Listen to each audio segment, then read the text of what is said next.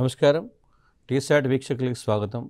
తెలంగాణ రాష్ట్ర public service commission నిర్వహిస్తున్నటువంటి group on మెయిన్స్లో ఇండియన్ సొసైటీకి సంబంధించినటువంటి అనేక అంశాలను టీసాట్ ద్వారా గతంలో అందించడం జరిగింది.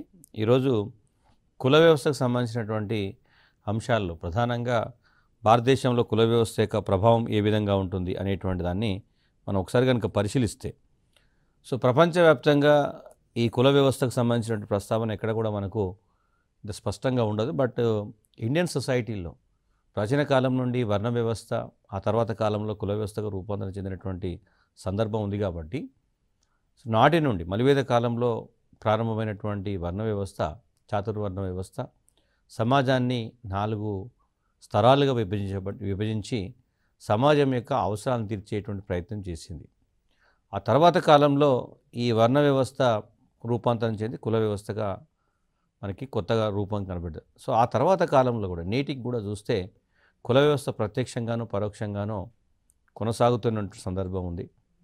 సో భారతీయ సమాజం యొక్క విశిష్ట లక్షణంగా ఉన్నటువంటి ఈ భావన సమాజానికి ఏ విధంగా దోహదపడింది అనే ఒక అంశం, అంటే అనుకూలమైనటువంటి అంశాలు ఏమిటి, అదే సమయంలో సమాజానికి ఈ కుల వ్యవస్థ వల్ల కలిగినటువంటి సమస్య ఏమిటి అనేటువంటిది రెండవ అంశం ఉంటుంది. సో ఎగ్జామ్లో అడిగేటప్పుడు కుల వ్యవస్థ యొక్క ప్రభావాన్ని వివరించండి, కుల వ్యవస్థ యొక్క ప్రభావాన్ని అంచనా వేయండి, కుల వ్యవస్థ యొక్క ప్రభావాన్ని విశ్లేషించండి అన్నప్పుడు మనకి 2 యాంగిల్స్ తీసుకోవాలి. ఒకటి పాజిటివ్ యాంగిల్ తీసుకోవాలి, రెండవది నెగిటివ్ యాంగిల్ తీసుకోవాలి.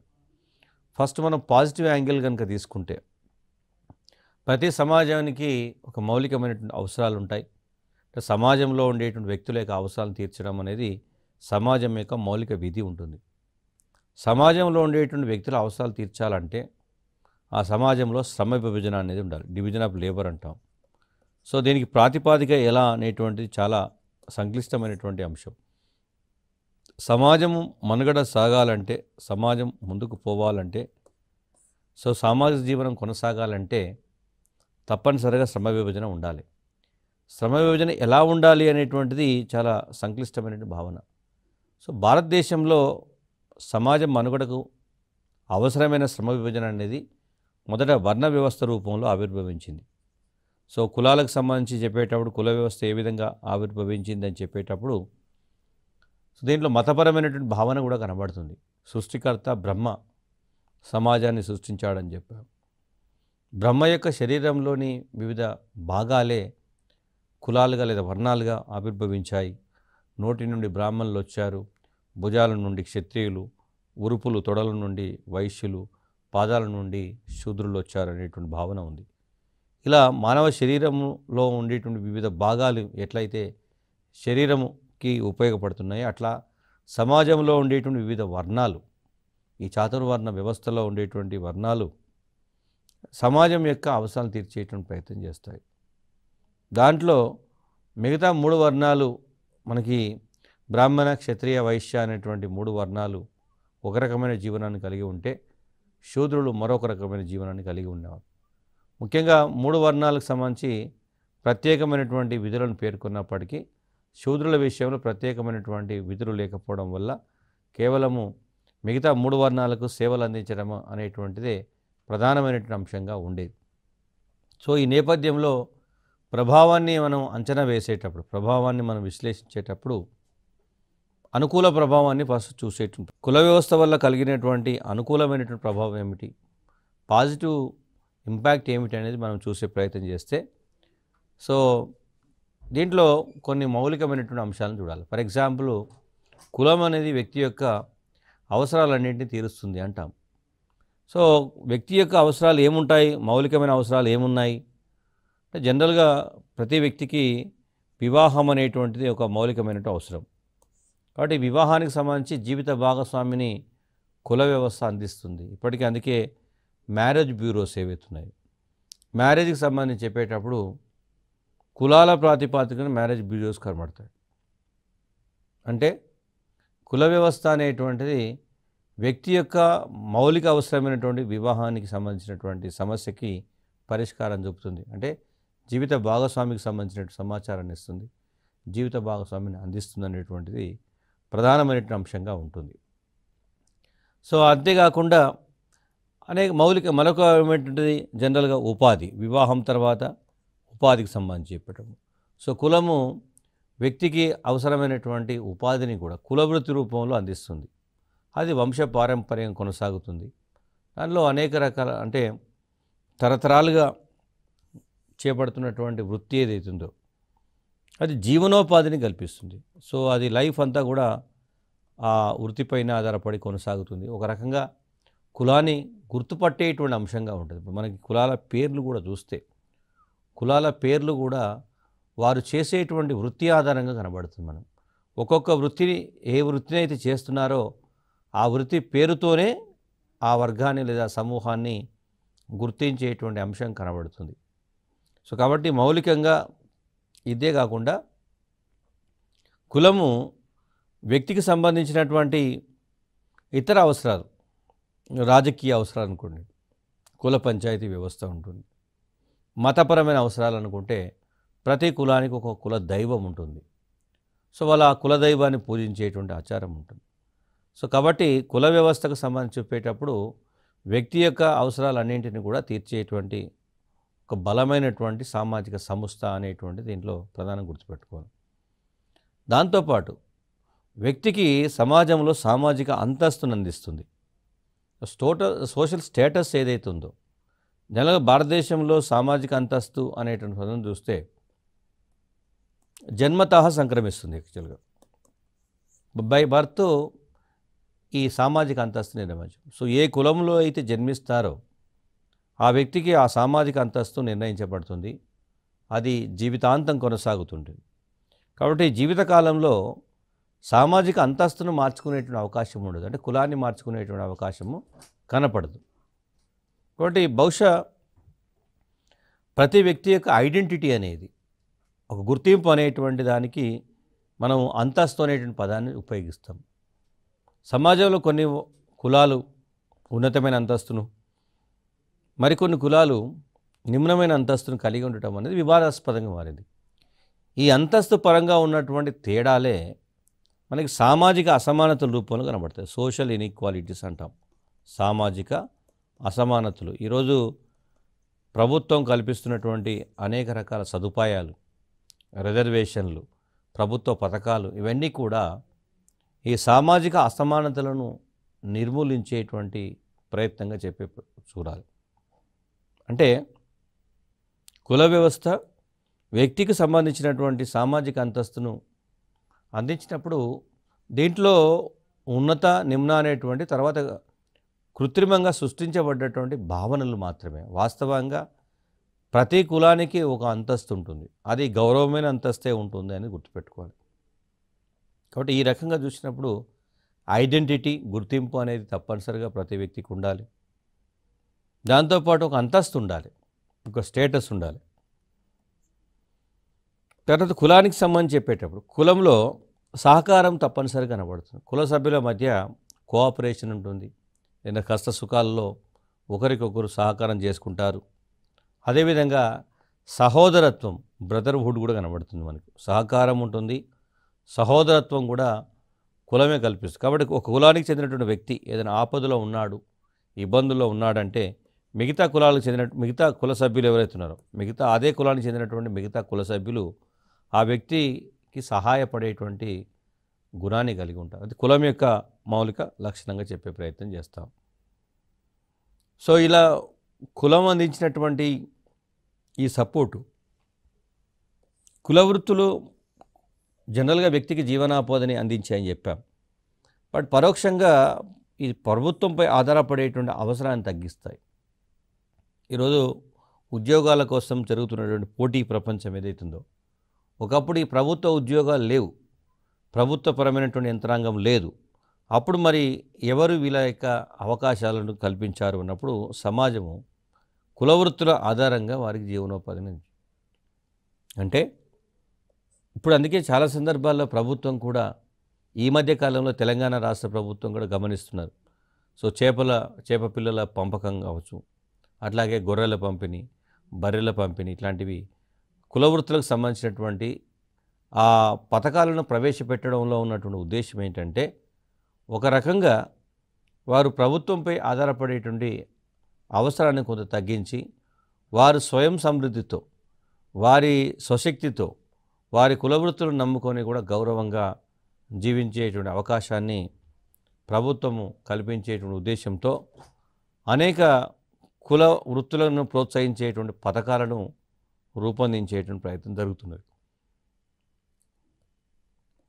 సో ప్రభుత్వానికి సంబంధించినటువంటి మౌలికమైనటువంటి అంశం ఏదైతుందో దాంట్లో ఈ కులవృత్తులకు సంబంధించినటువంటి పథకాలను ఎందుకు చేస్తున్నాము అంటే ఒక రకంగా ప్రభుత్వంపై ఆధారపడేటువంటి సందర్భాన్ని తగ్గిస్తున్నందువల్ల వాటిని ప్రభుత్వాలు ప్రోత్సహిస్తున్న చూపుతారు. అట్లాగే వృత్తిపరంగా చూసినా కానీ లేదా ఇతర అవసరాల పరంగా చూస్తే కుల వ్యవస్థ అనేది వ్యక్తికి ఆర్థిక భద్రతను కల్పిస్తుంది, ఎకనామికల్ సెక్యూరిటీని కల్పిస్తుంది.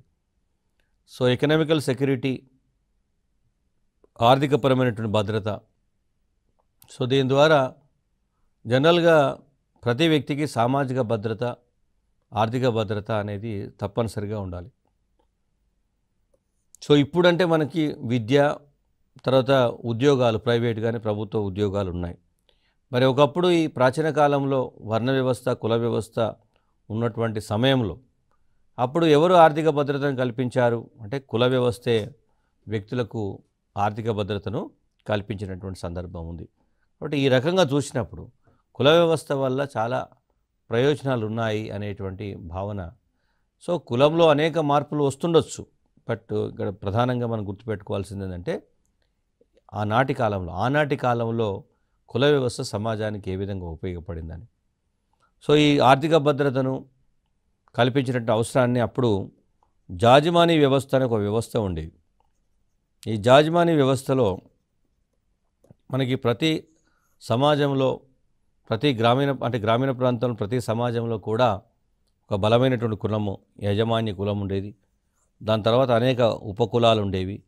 సో ఈ కులాలు, ఉపకులాలు ఈ యజమానికి సేవలు అందించేటువంటి ప్రయత్నం చేయడం, యజమాని కూడా వారికి అనేక రకాలుగా సహాయం అందించేటువంటి ప్రయత్నం చేయడం, పరస్పర సహకారం ఉండేది.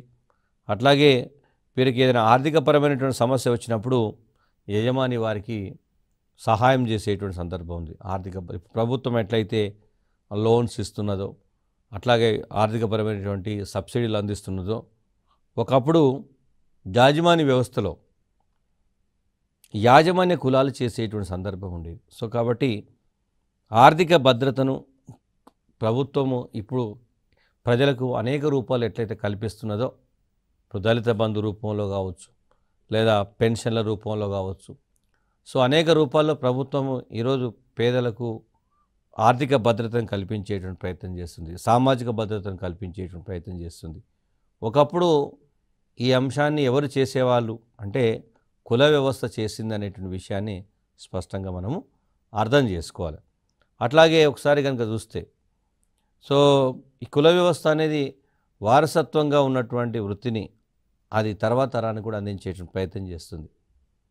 సో ఇది ఒక రకమైనటువంటి సంస్కృతి, అంటే వృత్తి అనేది సంస్కృతిలో అంతర్భాగంగా ఉంటుంది, కల్చర్లో ఒక భాగంగా ఉండేటువంటి సందర్భం ఉంటుంది. సో ఇది వారసత్వంగా అందుతుంది కాబట్టి అది ఎప్పటికీ కూడా వాళ్ళకి జీవనోపాధికి సంబంధించినటువంటి సమస్య ఉండకపోయేది. అంటే ప్రతి వ్యక్తి తను ఏ కులంలో జన్మించినా కానీ ఆ కుల వృత్తిని చేపట్టి జీవనోపాధిని పొందేటువంటి అవకాశం ఉండేది, భద్రత ఉండేది, జీవనోపాధికి భద్రత ఉన్నటువంటి సందర్భం ఉంది. అట్లాగే కుల వ్యవస్థ అనేది వ్యక్తికి వృత్తిపరమైనటువంటి నైపుణ్యాలు కూడా నేర్పుతుంది. మనం కొన్ని ప్రత్యేకమైనటువంటి కులాలు కనుక చూస్తే, ఇప్పుడు చేనేత కులానికి సంబంధించినటువంటి ప్రస్తావన తీసుకున్నప్పుడు సో చేనేత వస్త్రాల తయారీ అనేది చాలా నైపుణ్యంతో కూడినటువంటి పని. కాబట్టి నైపుణ్యాలను కూడా కులము తన సభ్యులకు నేర్పించే ప్రయత్నం చేస్తుంది. అంతేకాకుండా ప్రతి కులానికి ఒక ప్రత్యేకత ఉంటుంది, ప్రతి కులానికి ఒక ప్రత్యేక జీవన విధానం ఉంటుంది, ప్రతి కులానికి ఒక విశిష్టమైనటువంటి సాంస్కృతిక జీవనం ఉంటుంది. సో కాబట్టి ఆ స్వచ్ఛత ఏదైతే ఉందో, ఆ జాతిపరమైనటువంటి స్వచ్ఛత అంటాం, అది కలుషితం కాకుండా, కనుమరుగు కాకుండా ప్రతి కులము ఆ జాతి స్వచ్ఛతను కాపాడుతుంది, ఆ జాతి లక్షణాలను తర్వాత తరాలకు అందించేటువంటి ప్రయత్నం చేస్తుంది. అట్లాగే ఈ ప్రతి కులానికి కూడా ఒక విశిష్టమైనటువంటి చారిత్రక నేపథ్యం ఉంటుంది, సాంస్కృతిక వారసత్వం కూడా ఉంటుంది, కల్చరల్ హెరిటేజ్ అంటాం. ఒక గొప్ప సంస్కృతి, గొప్ప సామాజిక జీవనం, గొప్ప చారిత్రక నేపథ్యం వీటిని తర్వాత తరాలకు కూడా అందించేటువంటి ప్రయత్నం చేస్తుంది. అట్లాగే మనం ఇంతకుముందు చెప్పాం, జీవిత భాగస్వామిని కూడా అందిస్తుంది. సో నిజానికి సామాజిక సుస్థిరతకు దోహదపడుతుందని చెప్పొచ్చు. సొసైటీ ఒక సుస్థిరంగా ఉండాలి అనేటువంటి భావన ఏదైతే మౌలికమైన భావన ఉందో దానికి కులం ప్రధానమైన ఆధారం. సో ఎట్లా సాధ్యమవుతుంది సుస్థిరత? సామాజిక నియంత్రణ ద్వారా సాధ్యమవుతుంది. సోషల్ కంట్రోల్ అంటాం. మరి కులము సామాజిక నియంత్రణలో ఎట్లా పాల్గొంటుంది అనే విషయాన్ని కనుక చూస్తే, సో కులపరమైనటువంటి కట్టుబాట్లు, ఆచారాలు, సంప్రదాయాలు, సో ఆంక్షలు ఇవన్నీ ఏవైతున్నాయో అవి ఆ వ్యక్తులకు క్రమశిక్షణ నేర్పేటువంటి ప్రయత్నం, డిసిప్లిన్, క్రమశిక్షణ. సో ఈ క్రమశిక్షణ ఉండటం వల్ల వాళ్ళు ఒక పద్ధతి ప్రకారం జీవించేటువంటి అవకాశం ఉంటుంది.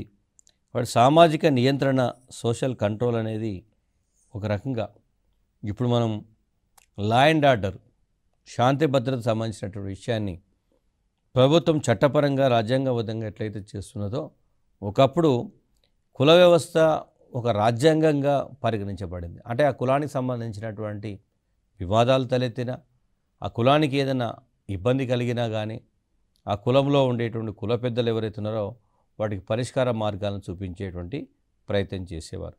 అంటే ఈరోజు లా అండ్ ఆర్డర్, శాంతి భద్రతలు, సుస్థిరత అని ఎట్లయితే చెప్తున్నామో ఆ సామాజిక సుస్థిరతను ప్రాచీన కాలంలో కుల వ్యవస్థ సాధించినటువంటి సందర్భం ఉంది అనేది గుర్తుపెట్టుకోవాలి.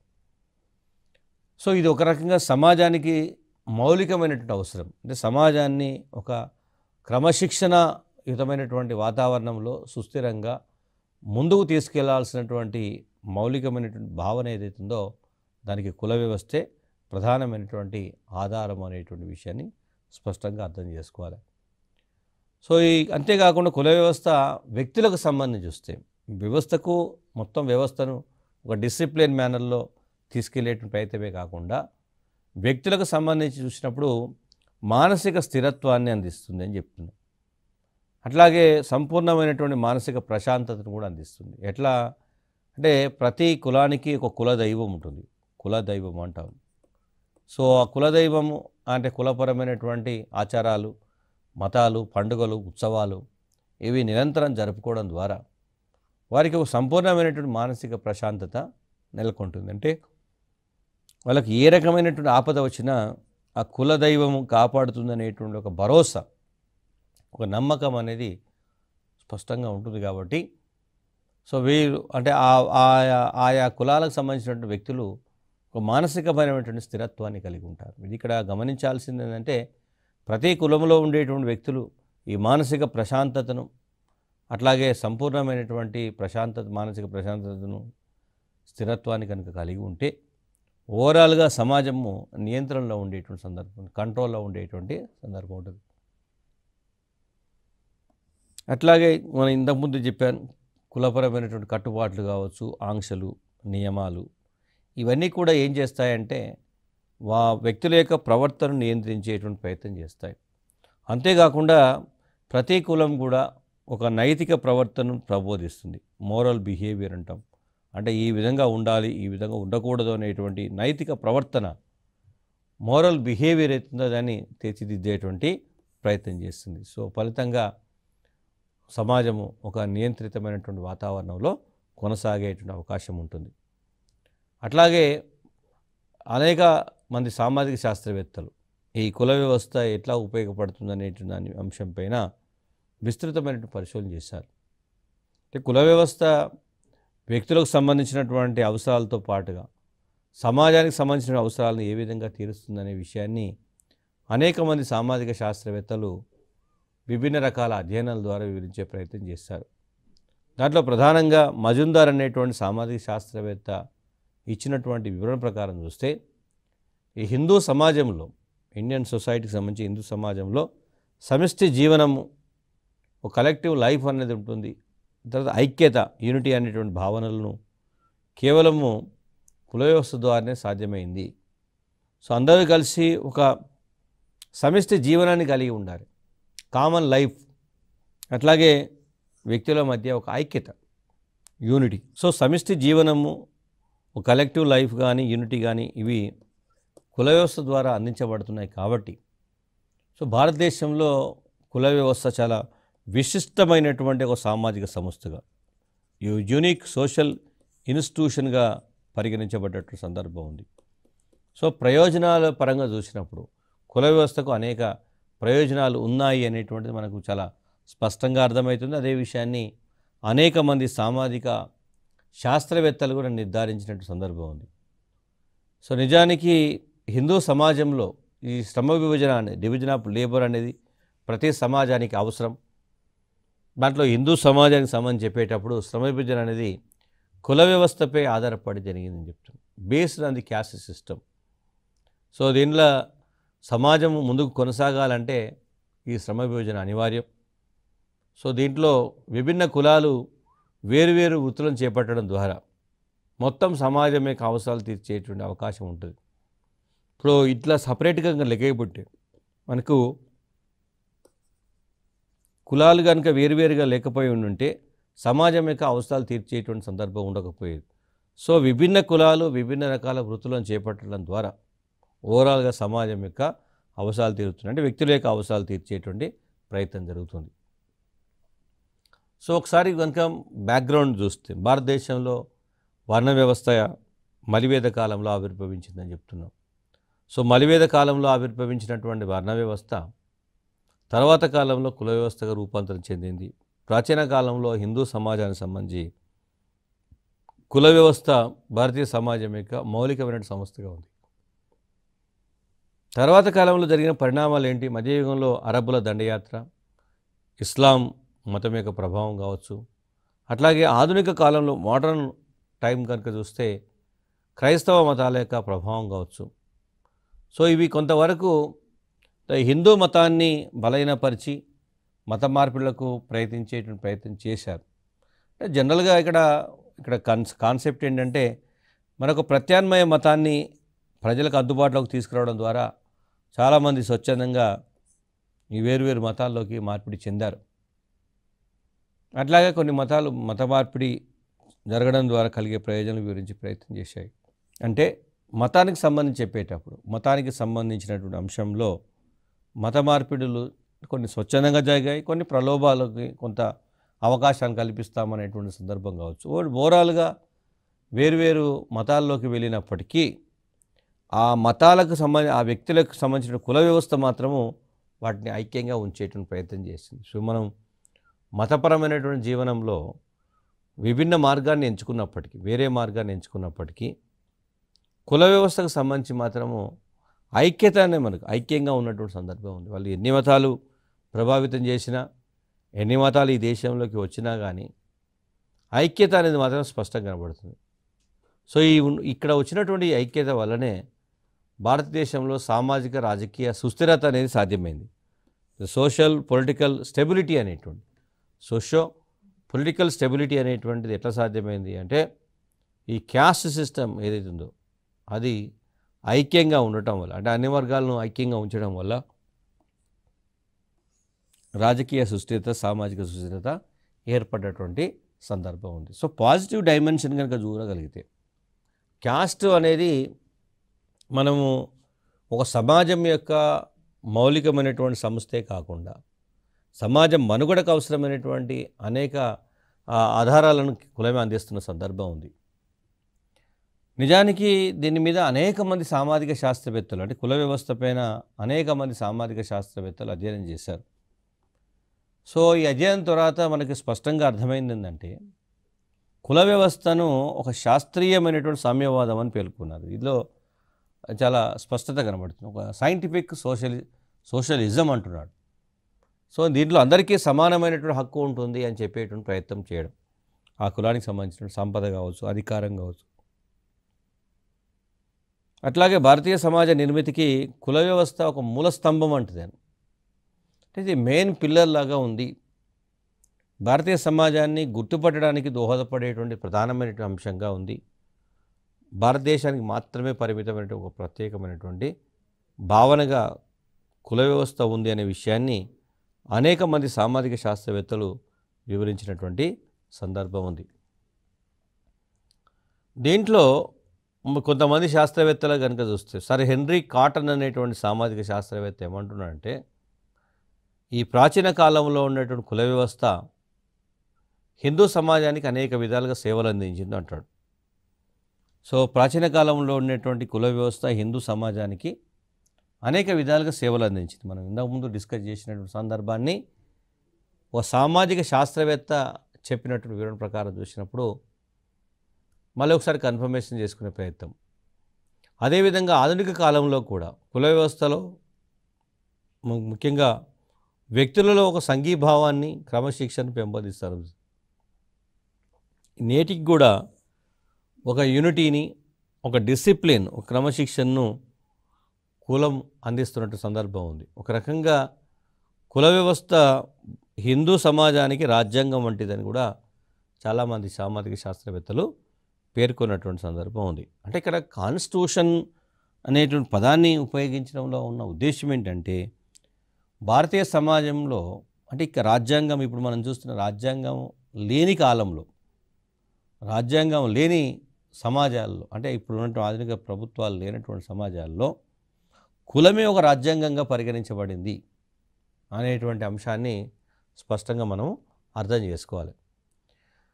బట్ ఈ కుల వ్యవస్థ వల్ల ఎన్ని లాభాలు ఉన్నాయో కొంత నష్టాలు కూడా ఉన్నటువంటి సందర్భం ఉంది.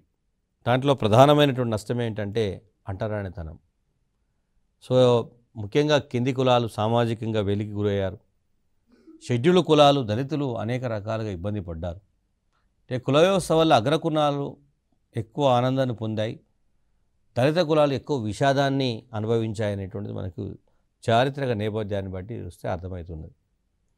దాంతోపాటు మరొక అంశం ఏంటంటే వృత్తిపరమైన గమనానికి అవకాశం లేకపోవడం. ఒకసారి వృత్తి అంటే జీవనోపాధిని కలిగిస్తుంది, కానీ మారుతున్న ప్రపంచ కాలమాన పరిస్థితి తగ్గట్టుగా ఆ వృత్తికి ఆదరణ తగ్గుతూ ఉండొచ్చు.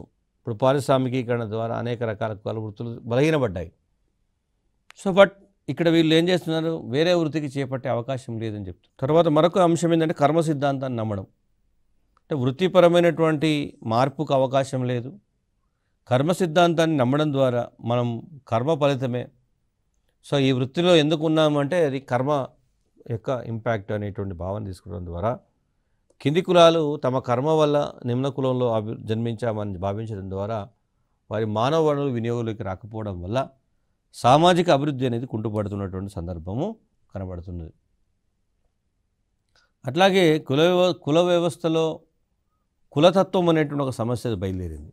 ఈ కులతత్వం ఏంటంటే ఒక కులం తను మిగతా కులాల కంటే గొప్పదిగా భావించబడుతుంది. అందరికంటే చాలా గొప్పదిగా అని భావించబడటమే కాకుండా మిగతా కులాలపైన దాడులు చేసేటువంటి తత్వాన్ని కలిగి ఉంటుంది. తమ ఆధిపత్యాన్ని నిరూపించుకోవడం కోసం, తమ ఆధిపత్యాన్ని అస్తిత్వాన్ని నిలబెట్టుకోవడం కోసం కొన్ని కులాలు బలహీనంగా ఉన్నటువంటి కులాలపైన దాడులు చేసేటువంటి ప్రయత్నం చేస్తారు. దాన్ని కులతత్వము అంటాం.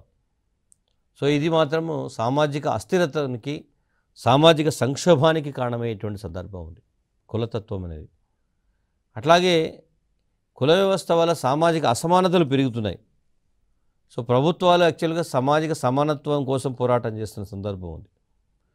బట్ కుల వ్యవస్థ వల్ల సామాజిక అసమానతలు పెరుగుతున్నాయి. అట్లాగే అస్పృశ్యత లేదా అంటరానితనం అనేది ఏదో ఒక రూపంలో కొనసాగుతూ ఉన్నటువంటి సందర్భం ఉంది. సో కాబట్టి కుల వ్యవస్థ వల్ల చాలా ప్రమాదాలు కూడా పొంచి ఉన్నాయి అనేటివి గుర్తుపెట్టుకోవాలి. డాక్టర్ రాధాకృష్ణన్ వివరణ ప్రకారం చూస్తే ఈ కులతత్వ విధానం ఏదైతే ఉందో అదే కులాల అభివృద్ధికి ఆటంకంగా మారుతున్నది అని చెప్పాడు. సో కులాల అభివృద్ధికి కులతత్వం ఆటంకంగా మారుతుంది.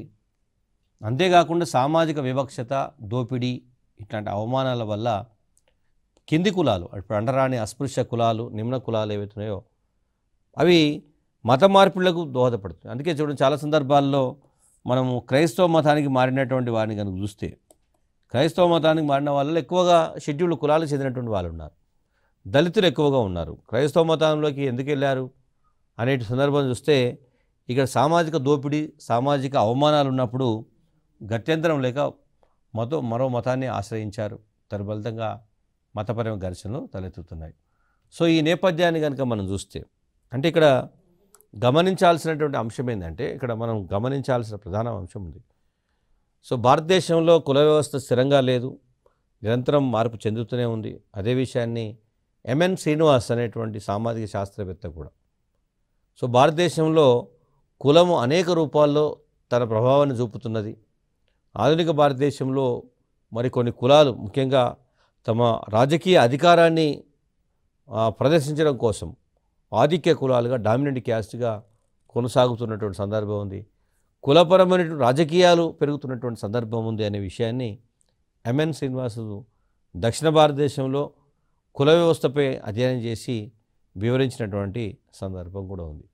సో మీరు ఓవరాల్గా రాసేటప్పుడు అంటే ఎగ్జామ్లో మనం కుల వ్యవస్థ యొక్క ప్రభావం అని క్వశ్చన్ అడిగినప్పుడు మనం పాజిటివ్ యాంగిల్ రాయాలి, నెగిటివ్ యాంగిల్ కూడా రాసే ప్రయత్నం చేయాలి. బట్ ఓవరాల్గా సమరైజ్ చేసేటప్పుడు మాత్రము ఏది ఏమైనప్పటికీ భారతదేశంలో కుల వ్యవస్థ మాత్రం తన అస్తిత్వాన్ని నిలుపుకుంటూనే పోతున్నది అనే విషయాన్ని కూడా మేము ఇక్కడ స్పష్టంగా పేర్కొనేటువంటి ప్రయత్నం చేయాలి. అంటే కులము అనేది ఒక సున్నితమైన అంశమే, బట్ అది అట్ ది సేమ్ టైం సామాజికంగా కుల వ్యవస్థను అర్థం చేసుకోగలిగితేనే మనం సమాజంలో జరుగుతున్న పరిణామాలను లేదా ప్రభుత్వము కులాల పరంగా జరుగుతున్నటువంటి సంక్షేమ విధానం ప్రభుత్వపరమైనటువంటి ఆలోచన ఏమిటి అనేది మనకు దీని ద్వారా అర్థమయ్యేటువంటి అవకాశం ఉంటుంది. Thank you.